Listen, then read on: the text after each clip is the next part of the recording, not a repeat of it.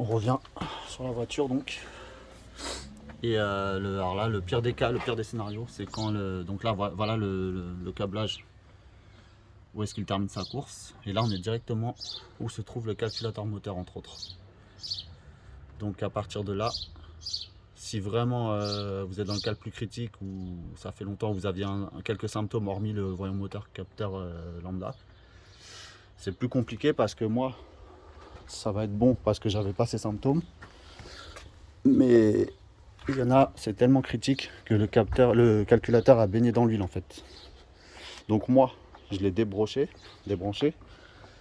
J'avais effectivement de l'huile au niveau des prises du calculateur. Donc je l'ai même ouvert. J'ai ouvert le calculateur. Vous voyez, je l'ai ouvert en fait, il faut juste relever les bords. Bon après on voit qu'il a été ouvert, hein, mais bon, moi c'est pas pour de la reprog, c'est pour nettoyage. Et honnêtement à l'intérieur il n'était pas contaminé. Donc c'est pour ça que je pense que j'avais pas de symptômes. Hormis le capteur lambda, mais bon ça comme on a vu tout à l'heure, ma prise lambda était baignée dans l'huile. Donc voilà, j'ai ouvert le calculo, j'ai nettoyé les prises. Donc nettoyant frein un peu partout. Là j'ai mis du nettoyant contact. Voilà. Alors j'ai fait pareil sur toutes mes prises.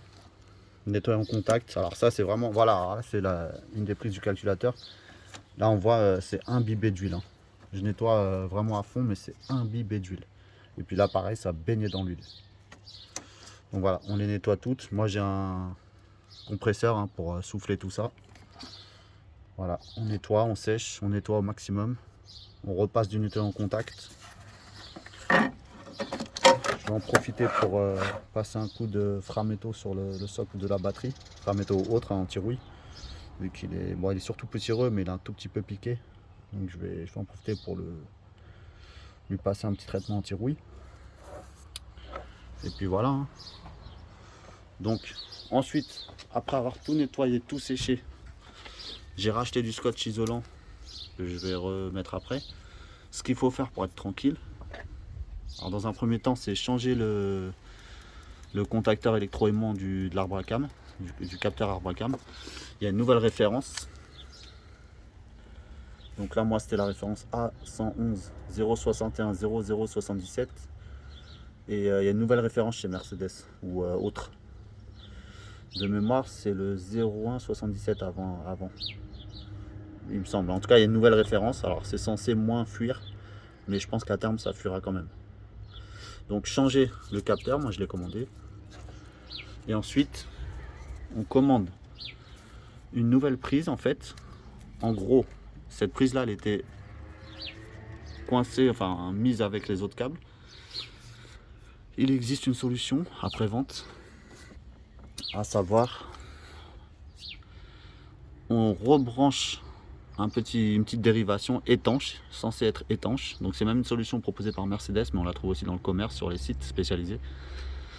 Donc en gros, on vient faire un espèce de U, enfin une dérivation, et ça permet d'éviter la fuite. Ça veut dire qu'en fait, si vous avez une fuite, dans le pire des cas, elle ne se propagera pas à l'ensemble du reste de nos câblages, et donc pour le coup, ça ira pas sur la sonde lambda, le calculateur, le débitmètre, etc.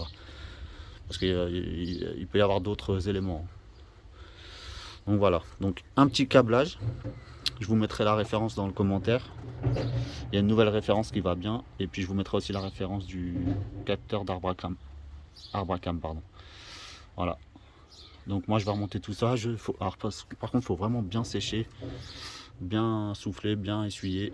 Et puis après on rétablit un peu les contacts un peu partout, avec du nettoyant contact. Moi j'en ai profité pour tout faire, même ceux qui n'avaient pas d'huile. Voilà.